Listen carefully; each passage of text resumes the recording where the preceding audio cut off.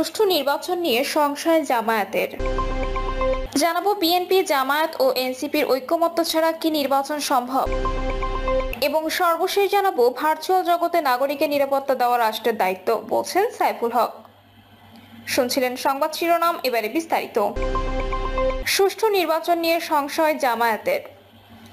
নির্বাচনের সুষ্ঠু পরিবেশ নিশ্চিত হওয়া নিয়ে সংশয় প্রকাশ করেছেন জামায়াত ইসলামীর নায়েবে সৈয়দ আমির আব্দুল্লাহ মোহাম্মদ তাহের। তিনি বলেন, আমি ব্যক্তিগতভাবে মনে করি আগামী নির্বাচনও একেবারে সঠিক সুষ্ঠু হবে এমন পরিস্থিতি এখনো লক্ষ্য করা যাচ্ছে না।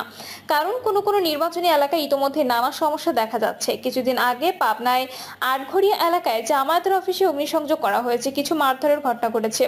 এখনো নির্বাচনের তারিখই হয়নি, জায়গা দখলের প্রতিযোগিতা হচ্ছে। সেজন্য নির্বাচন সংস্কার কমিটি যিনি চেয়ারম্যান আছেন, আমি তাকে ওয়েলকাম করছি। তাহের বলেন, আমি মনে করি এমন একটি ব্যবস্থা আমাদের করা উচিত যে ব্যবস্থায় নির্বাচন সুষ্ঠু সঠিক হবে। তার জন্য যা করা দরকার তাই করতে হবে। এর জন্য যদি কঠোর হতে হয় তাই হতে হবে, ব্যবস্থা নিতে হলে তাই করতে হবে।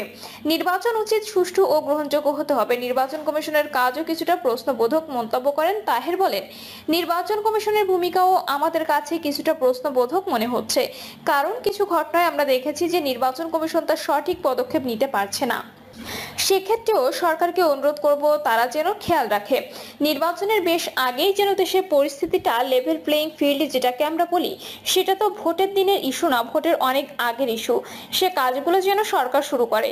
যেখানে যেখানে সন্ত্রাসের সম্ভাবনা আছে, একদল আরেক দলের উপরে ঝাঁপিয়ে পড়ার যে লক্ষণ আমরা দেখছি, এগুলো অনেক আগে নিয়ন্ত্রণ করা উচিত। তিনি বলেন, সরকারের রাজনৈতিক দলগুলো ও জাতিকে এই বার্তা দিতে হবে যে নির্বাচনকে আমরা যে কোনোভাবে অবাধ ও সুষ্ঠু করব। এক্ষেত্রে সরকারকে একেবারে নিরপেক্ষ হওয়া দরকার। নির্বাচন নিয়ে সরকারের পদক্ষেপের কিছুটা ঘাটতি আছে বলেও মনে করে তাহের। তিনি বলেন, জেনে অথবা না জেনে কিছু কিছু পদক্ষেপ এমন আছে যেখানে নিরপেক্ষতার অথবা দক্ষতার অভাব আছে। বিএনপি, জামায়াত ও এনসিপির ঐক্যমত্য ছাড়া কি নির্বাচন সম্ভব? অন্তর্বর্তী সরকারের এজেন্ডার তালিকাটা এরকম: বিচার, সংস্কার ও নির্বাচন। এর মধ্যে সরকারের অন্যতম প্রধান স্টেক হোল্ডার জাতীয় নাগরিক পার্টির অবস্থান আরো স্পষ্ট। তারা বলছে, জুলাই অভ্যুত্থানে গণহত্যার দায়ে ক্ষমতাচ্যুত আওয়ামী লীগের অভিযুক্ত নেতাকর্মী এবং দল হিসেবে আওয়ামী লীগের বিচার ও মৌলিক সংস্কারের আগে দেশে কোনো নির্বাচন হবে না। তাদের কথার অন্তর্নিহিত অর্থ হচ্ছে, বিচার ও সংস্কারের আগে নির্বাচন হতে দেওয়া হবে না। প্রশ্ন উঠতে পারে, এনসিপি যা চাইবে তাই হবে।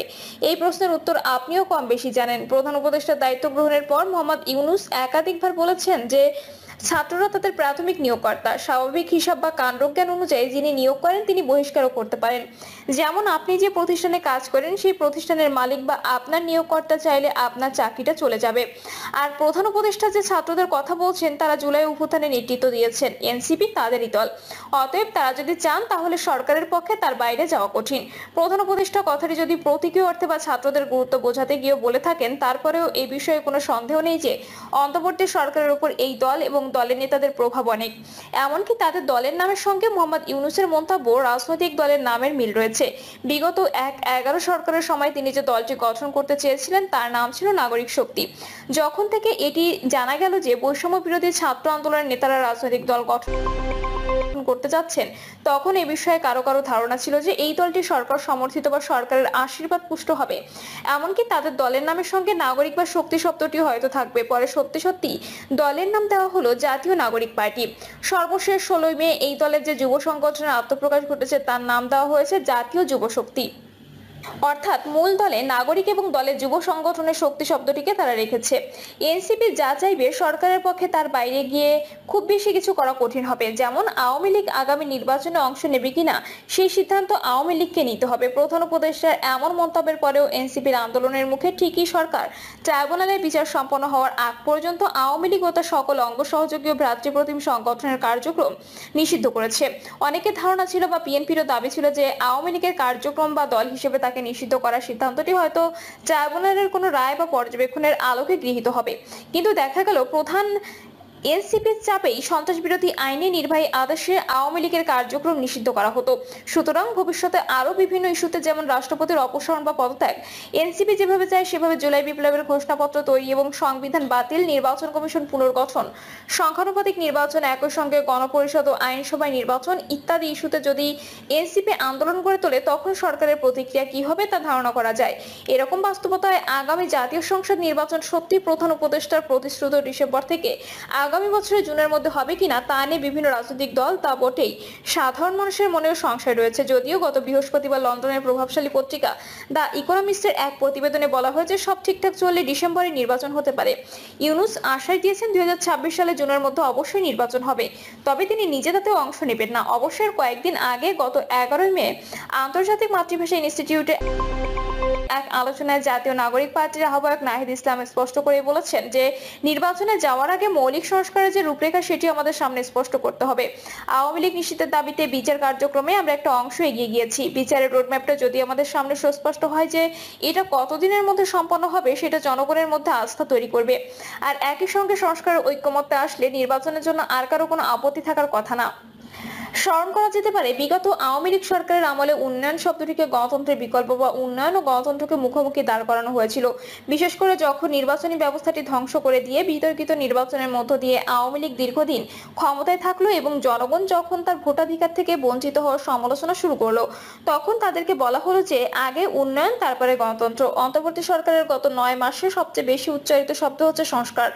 রাষ্ট্রের বিভিন্ন খাতে সংস্কারের জন্য যে 11টি কমিশন গঠন করা হয়েছিল তারা এরই মধ্যে প্রধান উপদেষ্টার কাছে তাদের প্রতিবেদন জমা দিয়েছে। কিন্তু বিএনপি সহ আরো কিছু দল যখন দ্রুত নির্বাচনের দাবি জানাচ্ছে, তখন বিগত সরকারের মতো সংস্কারকে নির্বাচনের বিকল্প বা সংস্কার ও নির্বাচনকে মুখোমুখি দাঁড় করানোর একটা প্রবণতা লক্ষ্য করা যাচ্ছে।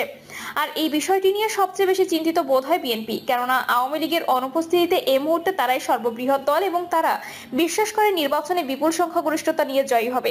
কিন্তু যত বিলম্ব হবে নির্বাচনের মাঠ তাদের জন্য তত আঁকাবাঁকা হবে। তৃণমূলের স্বার্থের সংঘাত বাড়বে, দলের নেতাকর্মীদের চাঁদাবাজি ও দলবাজির কারণে তাদের জনপ্রিয়তা কমবে।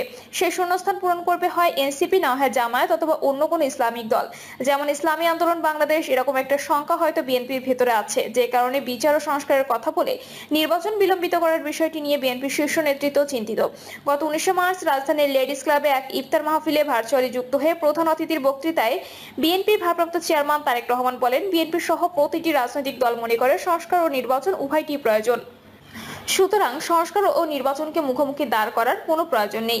এই দুদিন পর 22 মার্চ রাজধানীর মালিবাগে একটি রেস্তোরাঁয় 12 দলীয় জোটের ইফতার মাহফিলে তারেক রহমান বলেন, সংস্কার ও নির্বাচনকে মুখোমুখি দাঁড় করানো হচ্ছে, অথচ বিএনপি 2 থেকে 2.5 বছর আগে সংস্কারের প্রস্তাব দিয়েছে, তখনই এই ব্যবস্থার পরিবর্তনের কথা বলেছে। এভাবে দলের মহাসচিব মির্জা ফখরুল ইসলাম আলমগীর, স্থায়ী কমিটির সদস্য সালাউদ্দিন আহমেদ সহ আরো অনেকে নির্বাচন হবে না এই ধরনের কথা সমালোচনা করেছেন।